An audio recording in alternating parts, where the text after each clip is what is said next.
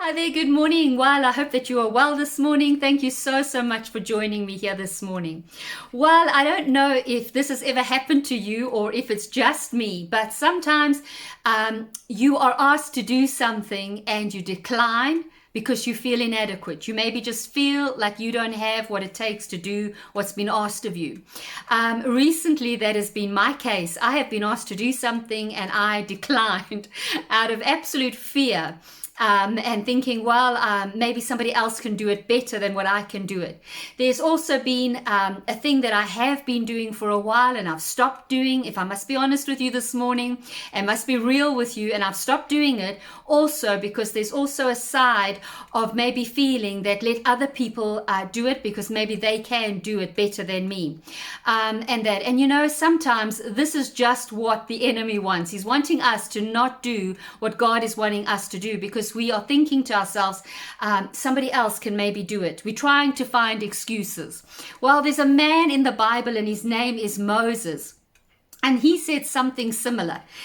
In Exodus chapter 4, verse 10, it says, "Then Moses said to the Lord, 'Please, Lord, I am not a man of words, eloquent, fluent, neither before nor since you have spoken to your servant, for I am slow of speech and tongue.'"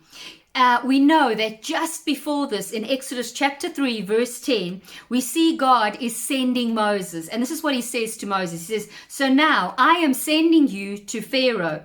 Go lead my people, the Israelites, out of Egypt." And then we know from the verse that we've just read in Exodus chapter 4 that Moses, he comes up with all these excuses that we often do ourselves. When we're asked to do something, we start thinking of all the quick excuses that why we cannot do it. Well, Moses said, "I'm not a man of words. I'm slow of speech and tongue. I'm not a great man. They won't believe me." We know that Moses even went as far as begging God to send somebody else. It says in Exodus chapter 4, verse 13, "But Moses said, 'My Lord, I beg you to send someone else and not me.'" But you know what? This was God's reply.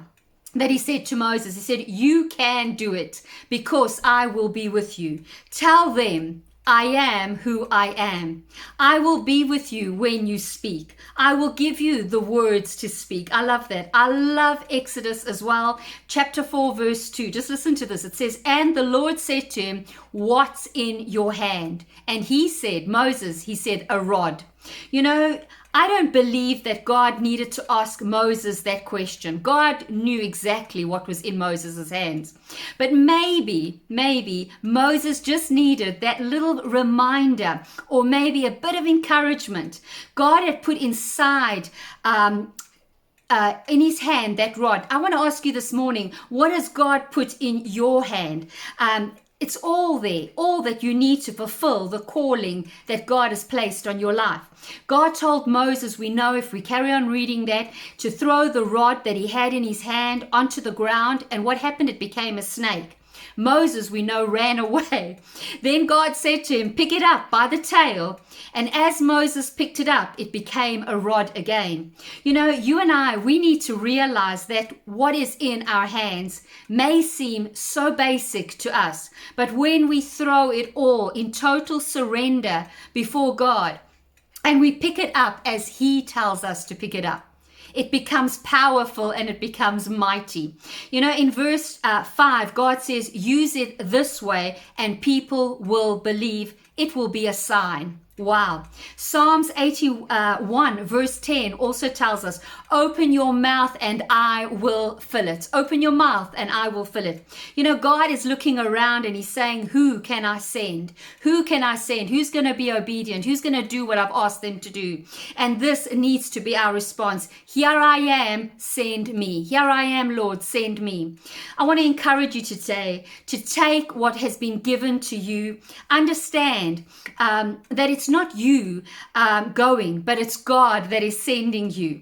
All you need to do, all God wants is your obedience. It's not about you and it's not about me, but it's all about him, what he tells us to do. So have a blessed day, have an encouraged day today, and we'll chat again soon. God bless. Bye-bye.